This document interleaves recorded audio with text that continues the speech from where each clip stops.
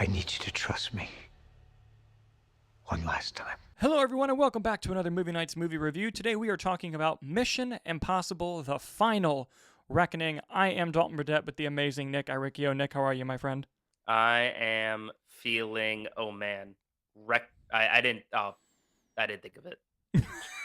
I just actively did not prepare one. Wasn't ready I'm for the pun today. Impossible, stuntastic. Okay. We'll go with Okay. stuntastic. All right, we'll take it. It's got to be a better stuntastic than that fucking awful Bourne show at Universal. But anyway, guys, we're here talking about Mission Impossible 8, or Dead Reckoning Part 2 in my heart. That's what I want to consider it being called. But anyway, this is going to be a fun review. We just got out of seeing it a couple days ago.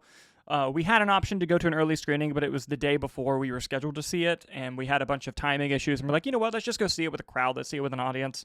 And I'm really glad that we did. You could tell the audience was really excited for the movie, particularly in the last half of the movie where a lot of the big stunts and set pieces happen.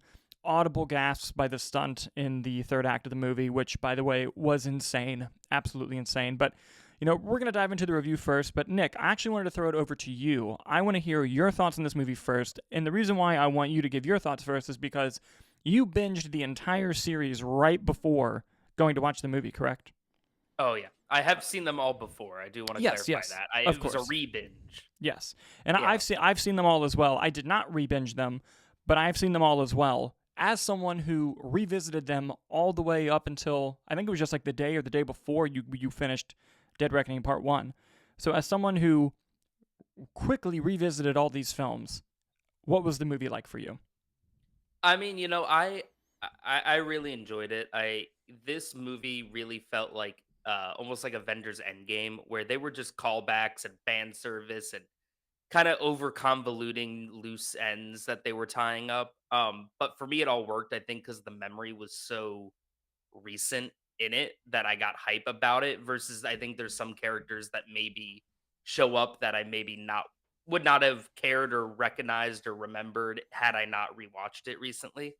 But I mean, overall, the movie really worked for me. I think it's a big step up from uh, Dead Reckoning Part 1, which I was kind of lukewarm on, honestly. I was kind of hoping that this one would kind of raise it up in my book a little bit, but I don't think it really worked for me in that way. I think it's one that I don't feel like I need to rewatch Part 1 to watch, like throw on Final Reckoning, because Final Reckoning spends honestly way too much time recapping and catching you up to speed in sort of its first act that I don't feel like I have to rewatch Dead Reckoning. I think there's some great scenes in it, but I mean, in terms of it, it felt like a finale, which I really enjoyed. It felt somber, it felt bleak, which really worked for me. And I've been seeing kind of some online discourse saying that that hasn't really worked for everyone. They want that action, that adventure, that high paced adrenaline. And I think there are some scenes that slog on a little bit too long, but overall, I mean, I thoroughly enjoyed it. I don't, the amount of times I was just sort of fist bumping the air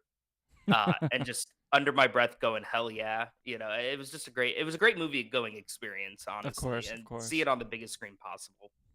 No, I agree. See it on the biggest screen possible. I echo a lot of your sentiments. I think that the movie is a step up from Dead Reckoning Part 1. And like you, I don't hate Dead Reckoning Part 1. I just think it was a huge step down from Fallout, which I think is the best Mission Impossible movie, personally. I would agree. And, you know, I think that this film, like you said, spends way too much time kind of making sure you've never had to watch a Mission Impossible movie. But that's also kind of something that I enjoy about it. It is like that. Like, I literally had someone at my day job come up to me and say, hey, I'm thinking about seeing that new Mission Impossible. Do I need to see the other ones? And I was like, first of all, you should watch the other ones because what the fuck? But two, you really don't. Like, you really don't need, in order to, like, understand the story, you really don't need to see the other ones, which I thought was a very interesting choice, and I understood why they did it, considering the last one didn't perform quite as well as they hoped it would. Also, this movie, I'm going to make a very weird comparison, but I want you to go with me here, okay? This movie kind of has the Rogue One effect on me, in that Rogue One's third act is so good. Like, it's one of the best third acts ever. I mean, that's hyperbole, but it's an incredible, incredible third act of that movie, where every time you watch that movie and you watch the third act and it ends, you're like, wow, what a movie. But then every time you rewatch the movie, you get to the first two and you're like, oh, there's a lot of issues in the first half of this movie. And you don't really remember it because of how good the ending is. That movie is a little bit like this for me. The movie's nearly 3 hours long, which it does run a little bit long. I think the last 90 minutes of the movie are unbelievable. I think there are two set pieces in this film. There's one on a submarine, and there's one in the air, which is all I'll say. I don't want to spoil the stunt if you haven't seen it. Both are stunning. Like, the fight choreography in the submarine sequence is unbelievable. Adrenaline pumping, edge of my seat action, awesome stuff. I also am a sucker like you for just seeing huge movie stars be in a room together and act their asses off in a very like serious way. I just thought that was very fun because you can tell that like they're acting very seriously, but they're also having fun. Like, it was just cool to kind of see that. I think the first act of the movie is the weakest, but I think if you're going to have an act that's going to be weak, you might as well finish strong, which the movie does. They make a decision in the first act of the movie that is an emotional one, but if they hadn't done it, I would have immediately written the entire first act off as a waste of time. So I'm glad they did something in the first act to kind of get you into the movie emotionally as an audience member. But I think the movie just gets better as it goes, which isn't the worst problem a movie can have.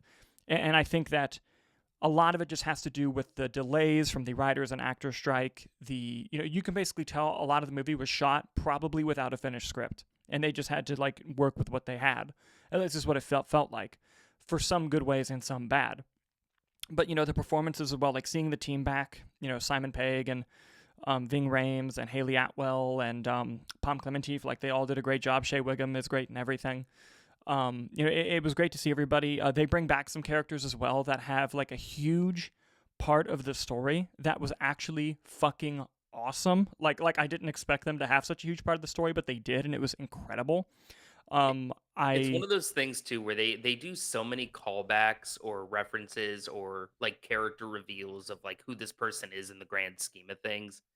And I think for the most part, most of them work. Some of them don't. It really just felt like they were really trying to almost world build in reverse. Like, oh, we're at the end. Let's just make like some of the reveals felt kind of pointless, but also you're kind of like, you know what? Fuck yeah, let's do it. Yeah. But then the ones that work, like what you're saying right now, I mean, it was honestly maybe one of the best characters or just parts of the movie in general for me.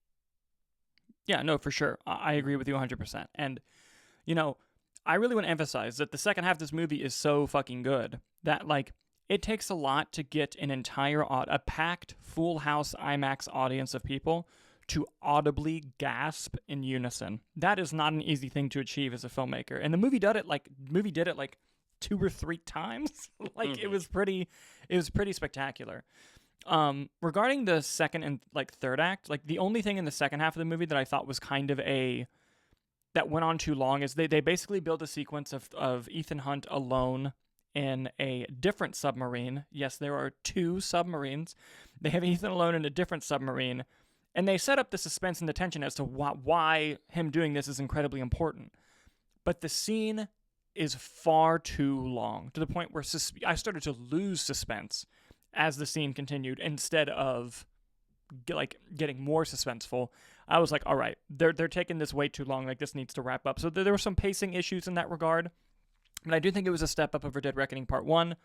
I kind of rank this almost kind of right in the middle of the Mission Impossible movies, but that is not a knock on this film. I think it's just a testament to how much I love this franchise and the other films in it.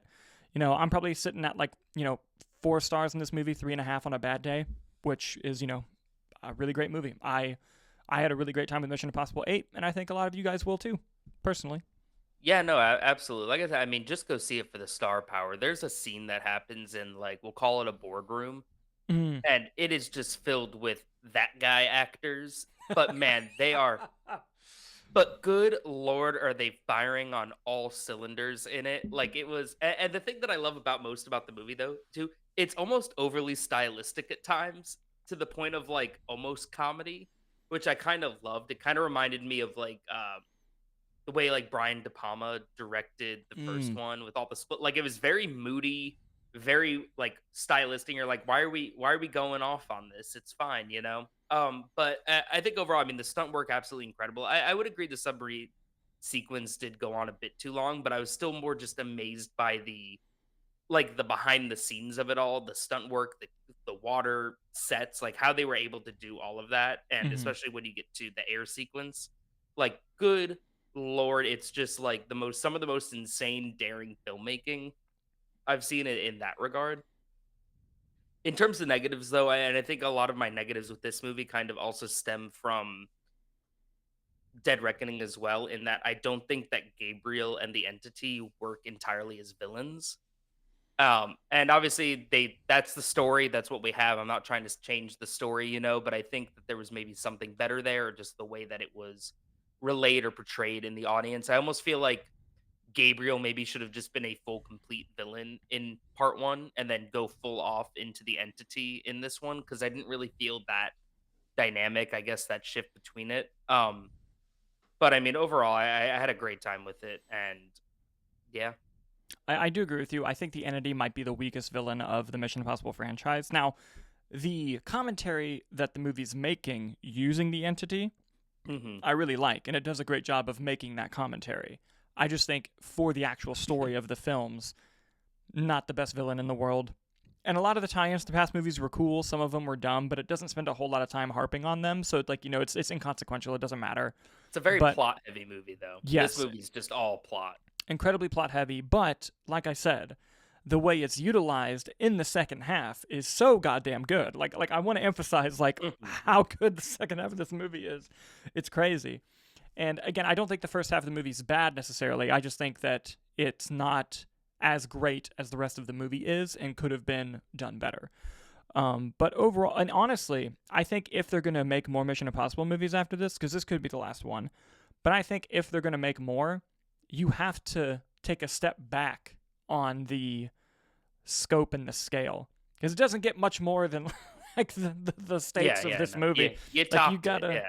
you gotta bring it back down. So I'd be curious to see how they're gonna do that. I'd like to see them get more emotional. But yeah, overall, really great film. Like seeing all these practical stunts, these practical sets, like all these just incredible set pieces in filmmaking was very, very great to see, and it's utilized exceptionally in the second half. Definitely worth your time, definitely worth the biggest screen possible, like you said, Nick.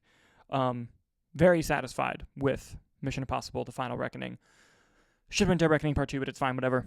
But yeah, guys, that will do it from us on Mission Impossible: The Final Reckoning. Have you seen it? What did you think about it? Please let us know in the comments down below. As always, thank you guys so much for watching, and we'll see you on the next review.